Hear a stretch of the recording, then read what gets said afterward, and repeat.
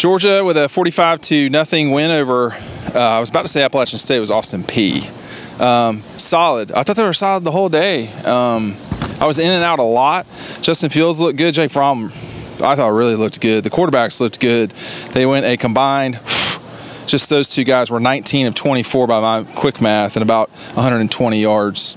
This is going to be a team that, to me, can cut you a lot of different ways, which is kind of a problem for the opposition.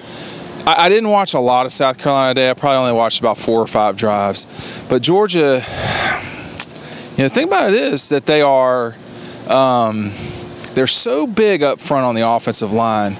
And as Demetrius showed today, or James Cook, or whoever had the ball in their hand, they are really fast too. So they're not just fast, they're big and fast, which is a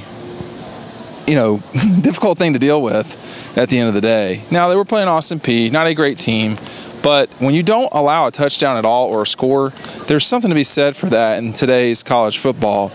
In addition to that, Austin Peay only had 152 total yards of offense, not quite 91 rushes for a team that's sort of option-based. It is certainly the summer with these insects. And you don't ever get this at Sanford Stadium, but there's a few of them out here tonight. With some of the national teams that sort of struggled, and obviously we're not going to see Alabama until after this is long gone, or LSU or whoever. A big win for Auburn. I think that is going to be troublesome for the Pac-12 at the end of the day with UW losing, tough loss. But Georgia did what they were supposed to do. I mean, I think they came in, they won the game, they did what they were supposed to do, and there wasn't much more to ask for. Now, okay, when you go to Columbia, that's a different ball game. It's a tough place to play. It's going to be hot. There's all, they should take care of business. If they don't take care of business, maybe they're not totally ready for what a lot of us think they could be. I didn't get a shot to watch Clemson very much today, so they're sort of incomplete for me. But Ohio State looked solid. Georgia has looked solid, and I think you have to say Auburn looks good. A win over a top 10 team matters, and I think that matters a lot. Okay, and Dylan Weber's going to join me now. Dylan, what did you make of the game today, generally speaking?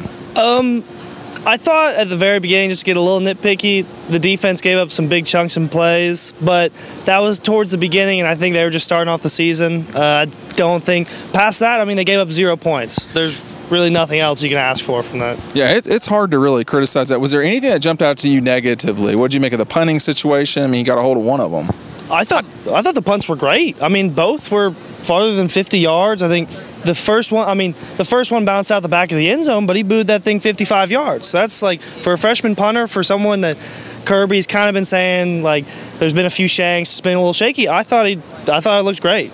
The only thing I can think of in the entire day that was not what you wanted was once when Jake Fromm threw the ball off his wrong foot trying to make a play to DeAndre Swift. That was the one thing that you didn't want to have happen. That was it. And that was, not even 8% of his throws. That was one play. Yeah, it's nothing. We're really getting nitpicky with how this is.